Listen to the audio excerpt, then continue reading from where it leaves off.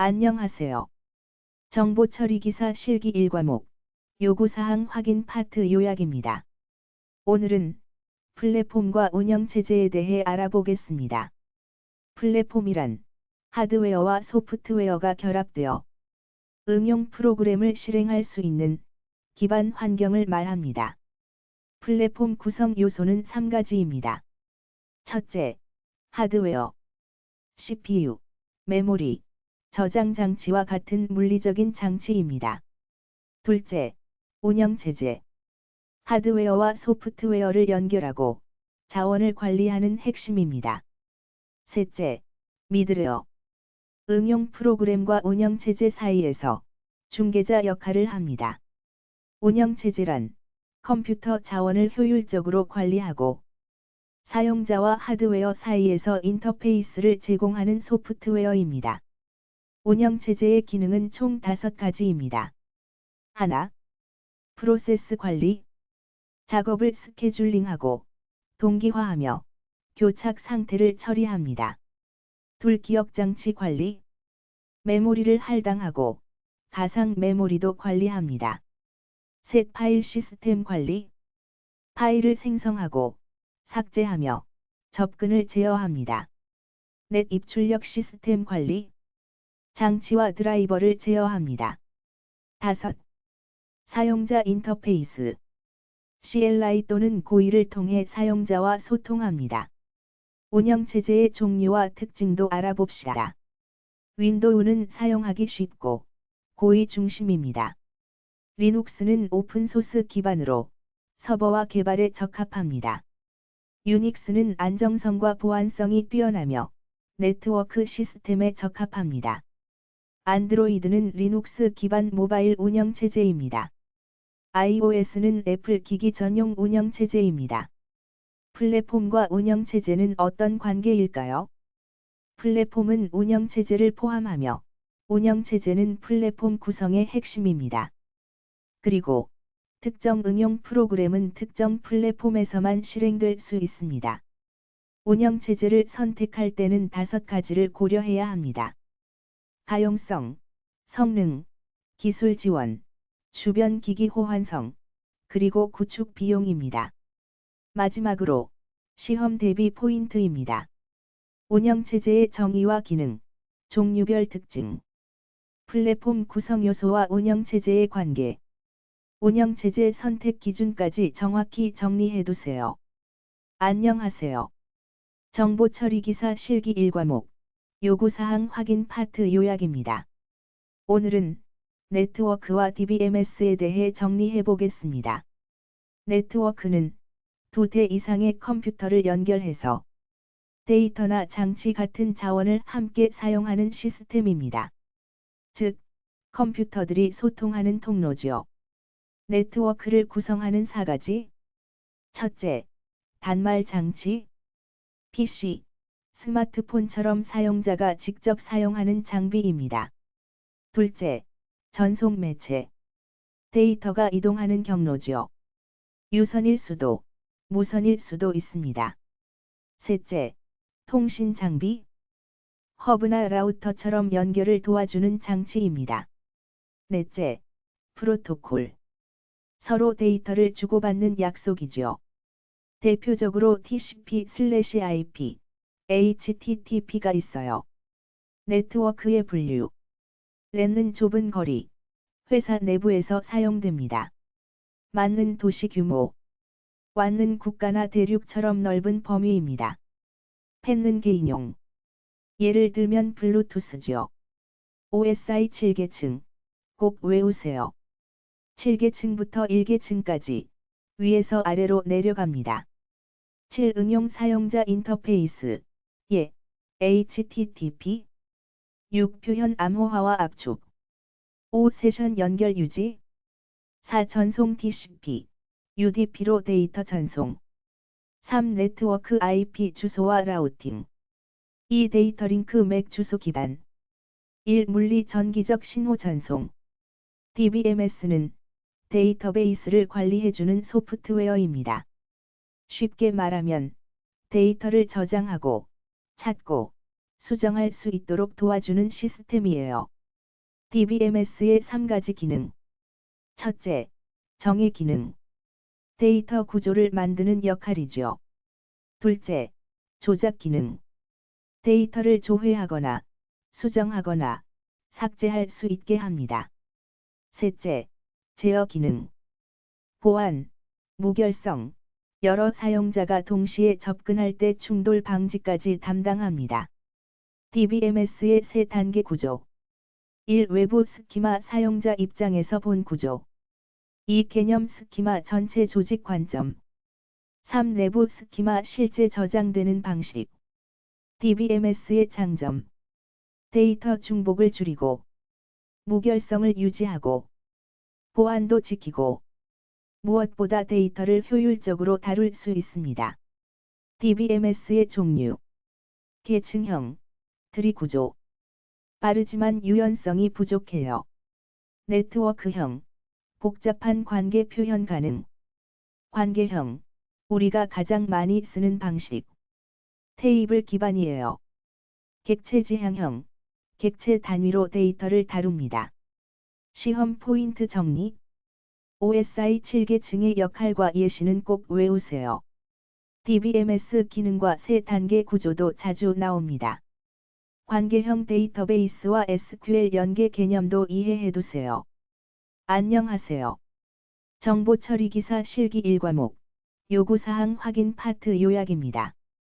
오늘은 소프트웨어 생명주기 모형에 대해 정리해보겠습니다. 먼저, 소프트웨어 생명주기란 소프트웨어를 개발할 때 시작부터 유지보수까지 전 과정을 구조화한 절차입니다. 단계는 이렇게 흘러갑니다. 요구 분석 설계 구현 테스트 운영 및 유지보수. 생명주기 모형을 사용하는 목적은 무엇일까요? 바로 개발을 표준화하고 품질을 확보하며 일정을 관리하기 위함입니다. 그럼 주요한 생명주기 모형들을 알아볼까요? 첫 번째, 폭포수 모형입니다. 각 단계를 순서대로 진행하는 고전적인 모델이죠. 장점은 구조화된 접근이 가능하고 단계별 산출물이 명확하다는 점. 단점은 중간에 요구사항을 변경하기 어렵고 유연성이 부족하다는 점입니다. 두 번째는 프로토타입 모형입니다. 시제품을 먼저 만들어서 사용자 피드백을 받아 개선하는 방식이에요. 장점은 사용자의 요구를 정확히 반영하고 반복 개선이 가능하다는 점. 단점은 시제품을 완성품으로 오해할 수 있고 낭비가 발생할 수 있다는 점입니다. 세 번째, 나선형 모형입니다. 계획하고 위험을 분석하고 개발하고 평가하는 과정을 반복합니다. 장점은 위험 분석이 가능하고 대형 프로젝트에 적합하다는 점. 단점은 복잡하고 시간이 오래 걸릴 수 있다는 점입니다. 네 번째, 반복적 모델입니다. 초기 버전을 빠르게 만든 후 반복하면서 점점 완성도를 높여가는 방식이에요. 장점은 요구 변경에 유연하고 점진적으로 완성할 수 있다는 점. 단점은 전체적인 계획과 통제가 어려울 수 있습니다. 다섯 번째는 레드, 빠른 개발 모형입니다. 케이스 도구를 사용하고 사용자의 적극적인 참여를 유도합니다. 장점은 빠른 개발이 가능하고 사용자 요구 반영이 용이하다는 점. 단점은 대규모 프로젝트에는 부적합하고 사용자 책임감이 필요하다는 점입니다. 여섯 번째는 애자일 모형입니다. 팀 간 협업을 중시하고 고객 중심으로 반복적으로 개발합니다. 장점은 변화에 민첩하게 대응할 수 있고 짧은 주기로 개발이 가능하다는 점. 단점은 문서화가 부족하면 유지보수가 어려울 수 있다는 점입니다. 마지막으로 시험 대비 포인트를 정리해 볼게요. 각 모형의 정의와 특징, 장단점을 정확히 외워야 합니다. 특히 폭포수와 프로토타입, 그리고 애자일 모형의 차이를 비교해 보세요. 또한 실기형 문제에서는 키워드를 중심으로 서술하는 연습도 중요합니다. 예를 들면 위험 최소화, 사용자 피드백, 반복 개발 같은 표현들입니다. 수고하셨습니다. 다음 시간에도 열공하세요. 안녕하세요. 정보처리기사 실기 1과목 요구사항 확인 파트 요약입니다. 이번 시간에는 애자일 방법론에 대해 알아보겠습니다. 애자일은 무엇일까요? 애자일은 변화에 유연하게 대응하고 고객과 협업하면서 반복적이고 점진적으로 소프트웨어를 개발하는 방법론입니다. 2001년에 발표된 애자일 선언문에는 4가지 핵심 가치가 있습니다. 첫째, 도구보다 사람 중심. 둘째, 문서보다 작동하는 소프트웨어. 셋째, 계약보다는 고객과의 협력. 넷째, 계획보다 변화에 민첩하게 대응하는 것이 중요하다는 내용입니다. 이 핵심 가치를 바탕으로 12가지 원칙도 함께 제시되었습니다. 고객 만족, 자주 전달, 변화 수용, 짧은 개발 주기, 직접 대화, 동기부여, 지속 가능 개발, 기술적 우수성, 단순함, 그리고 자기 조직화된 팀의 회고까지 포함됩니다. 그럼 대표적인 애자일 방법론 3가지를 볼까요? 첫째, 익스트림 프로그래밍 XP입니다. 테스트 주도 개발, 작 프로그래밍, 지속적 통합 같은 특징이 있죠. 둘째, 스크럼입니다. 제품 책임자, 스크럼 마스터, 개발팀으로 구성되며 2주에서 4주 단위의 스프린트 주기를 사용합니다. 셋째, kanban입니다. 작업 흐름을 시각화하고 병목을 방지하는 데 초점을 둔 방식이죠. 전통적인 폭포수 모델과 비교하면 어떨까요? 폭포수는 일방향 진행으로 변화에 대응하기 어렵지만 애자일은 반복적으로 피드백을 받고 개선할 수 있어요. 시험에 자주 나오는 포인트 정리해 드릴게요. 애자일 핵심 가치 4가지와 12가지 원칙 꼭 기억하세요. XP, 스크럼, kanban의 차이도 비교해 두세요. 안녕하세요. 정보처리기사 실기 1과목 요구사항 확인 파트 요약입니다. 이번 시간에는 모델링, 분석 모델, 그리고 비용 산정 기법에 대해 알아보겠습니다. 먼저, 모델링이란 무엇일까요? 모델링은 현실 세계의 복잡한 문제나 개념을 이해하고 분석하기 위해 그 구조나 동작을 시각적으로 표현하는 작업입니다. 모델링은 크게 3가지 관점으로 나눌 수 있습니다.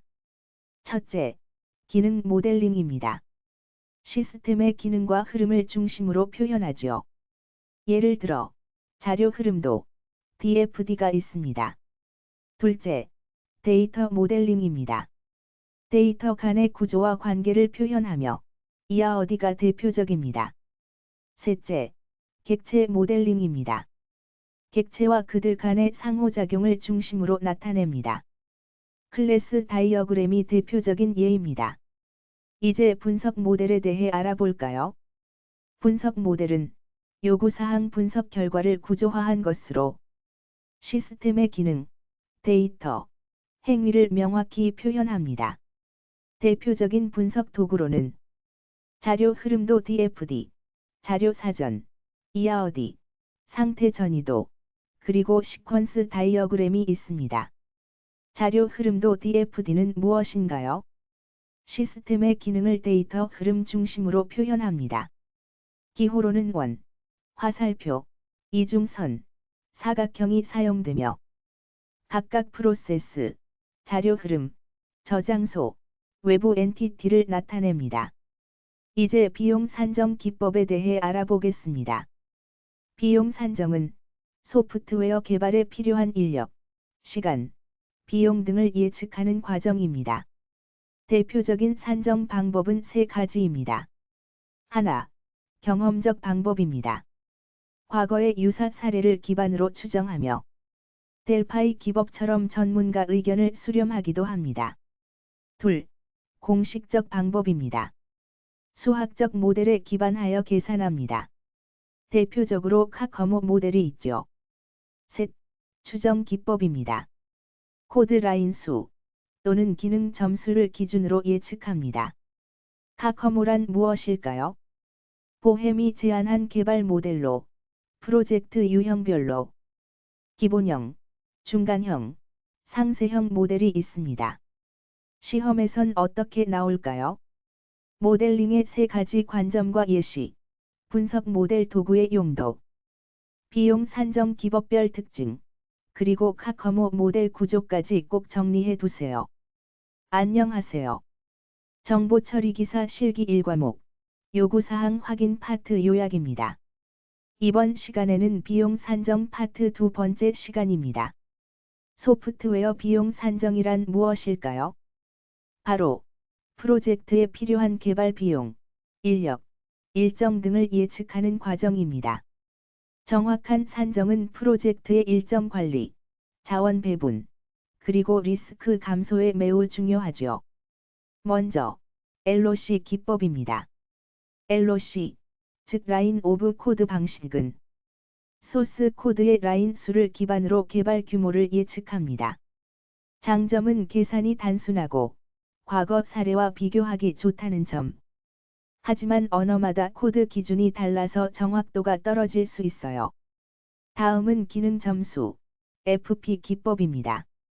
이건 사용자의 요구 기능을 정량화해서 언어나 개발 방식에 상관없이 소프트웨어 규모를 산정하는 방식이에요. 장점은 사용자 중심이라는 점. 하지만 계산이 조금 복잡하고 경험이 필요합니다.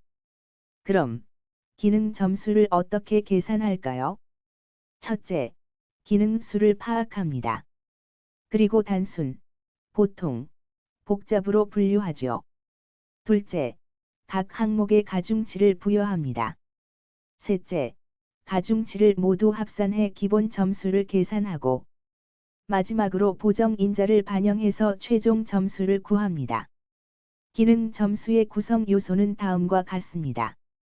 외부 입력, 외부 출력, 외부 조회, 내부 논리 파일, 외부 인터페이스 파일. 이 5가지를 기억해 두세요. 이제 카커모 모델을 볼까요? 카커모는 보햄이 제안한 경험적 비용 산정 모델입니다. 기본형, 중간형, 상세형으로 나뉘며 기본형은 간단한 프로젝트에, 중간형은 환경 요소를 고려하고 상세형은 프로젝트 구성 요소를 세부적으로 분석합니다. 카커모 기본형의 계산식은 이렇습니다. 에퍼트 등호 A 곱하기 클락의 B제곱. 여기서 클락은 1000 라인 코드 수, 그리고 A와 B는 유형에 따라 달라집니다. 유형별 개수도 외워두세요. 오가닉, 세미 디태치드, 임베디드.